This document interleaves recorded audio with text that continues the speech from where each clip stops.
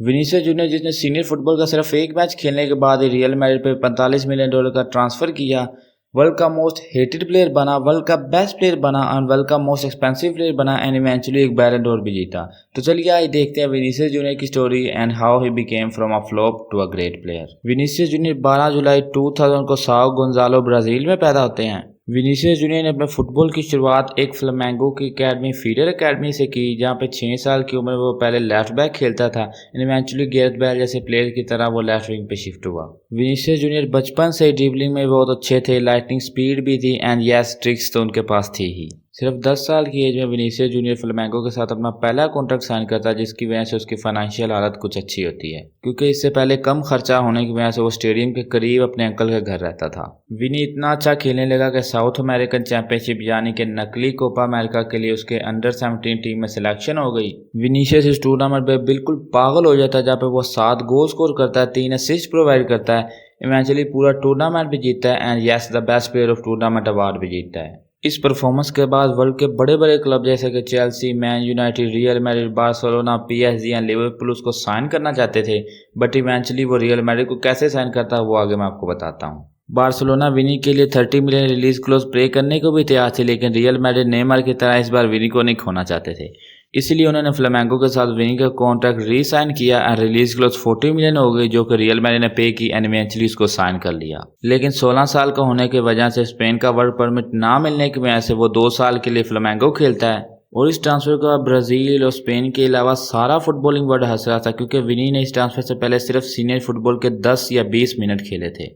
Yes 10 या 20 minute यानी कि एक। जब फ्लामेंगो के साथ 37 गेम में अपने पहले सीजन में विनी सिर्फ 4 गोल स्कोर करता है और सिर्फ 1 असिस्ट प्रोवाइड करता है। अगर आप में से कोई भी 2021 से पहले के विनी को जानता है तो आपको पता है कि उस विनी की decision making and fan product बिल्कुल भी सही नहीं था। लेकिन अपने लास्ट एंड सेकंड सीजन में विनी कुछ अच्छा परफॉर्म करता है, जहाँ पे 32 गेम में वो 10 गोल स्कोर करता है और 2 असिस्ट प्रोवाइड करता है। और फ्लामेंगो के साथ इन 2 सीजन के बाद विनी 18 साल का हो जाता है, उसे वर्क परमिट मिलता है एंड वो रियल मैड्रिड चला जाता है।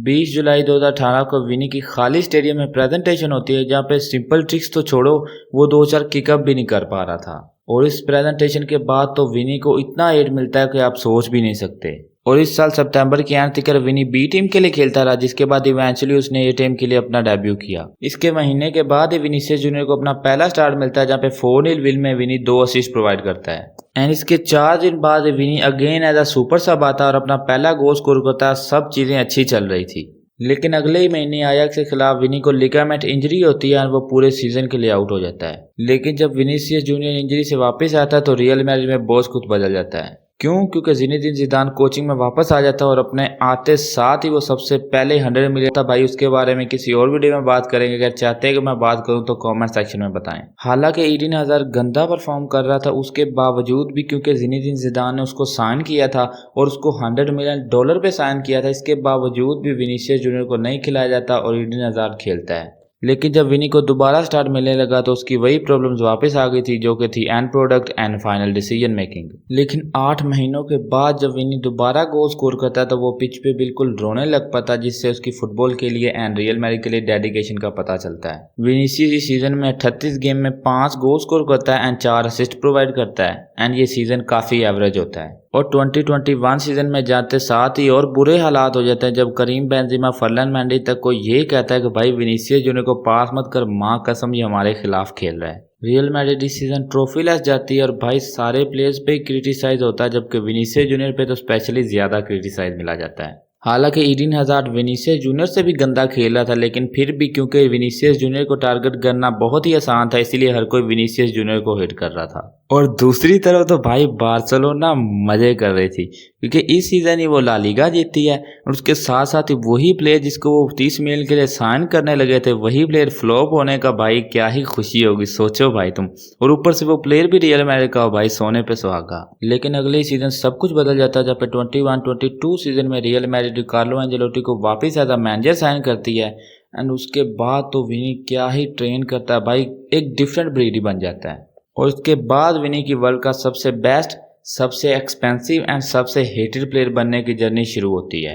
इस सीजन की शुरुआत में Brazil and Vini Copa America के फाइनल में तो पहुंचते हैं, लेकिन इवेंचुअली एक हार्ड फाइट के बाद अर्जेंटीना से हार जाते हैं। विनी की dribbling, finishing, pace end product and final decision making देखने बाद तो फैन हैरान हो जाते हैं और ये सोचने के लगते हैं कि भाई ये कोई न्यू विनी है या सिर्फ ये 1 मंथ वंडर ही है। लेकिन विनी तो इसके बाद रुकने का नाम ही नहीं लेता और कैसे आगे बैलन डोर जीता वो सब आज की वीडियो में बात करेंगे।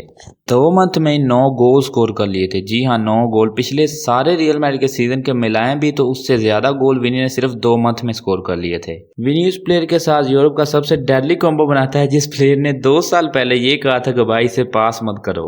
विनी इस सीजन बहुत ही अच्छा खेलता है, जहाँ पे 52 मैचेस में वो 22 गोल स्कोर करता है एंड 20 असिस्ट प्रोवाइड करके बताता है कि वो एक टीम प्लेयर है।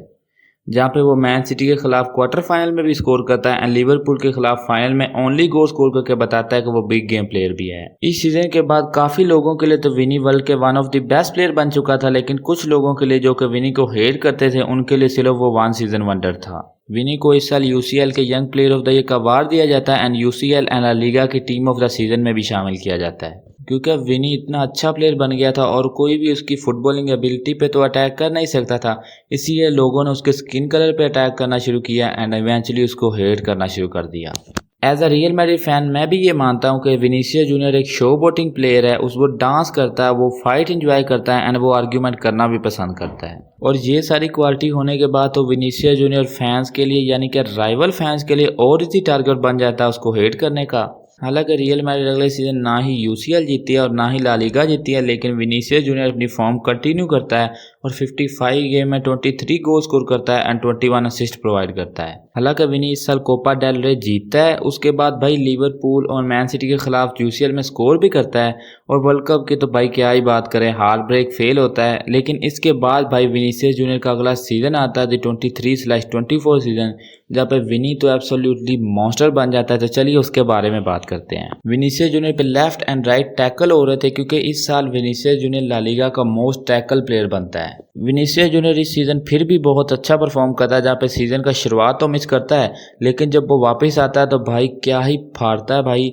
इस सीजन वो यूसीएल जीतता है, ला लीगा जीतता है, कोपा डेल रे में फेल शॉट हो जाता है और स्पेनिश सुपर कप जीतता है एंड इवेंचुअल बैलन डोर जीतता है। बैलन डोर जीता तो नहीं है, मतलब जीत ही जाएगा यार, अब अनऑफिशियली कंफर्म हो गया, चाहे तुम बार्सिलोना फैन हो या नहीं, मानना तो पड़ेगा। विनी इस सीजन भी बिग गेम में स्टेप अप करता है, जहाँ पे बायर्न म्यूनिख के खिलाफ सेमीफाइनल में दोनों लेग में वो स्कोर करता है, मैन सिटी के खिलाफ असिस्ट प्रोवाइड करता है एंड अगेन फाइनल में जाकर गोल स्कोर करता है, जहाँ पे वर्ल्ड का यंगेस्ट प्लेयर बन चुका है जो कंसेक्यूटिव यूसीएल फाइनल में स्कोर करता है। और इसी के साथ विनीसियस जूनियर आर्ग्यूबली वर्ल्ड का बेस्ट प्लेयर बन चुका है। वर्ल्ड का मोस्ट हेटेड प्लेयर तो वो बना ही कब से है एंड थर्ड वर्ल्ड का मोस्ट एक्सपेंसिव प्लेयर बन चुका है, जहाँ पे आज उसकी ट्रांसफर मार्केट वैल्यू $200 मिलियन है।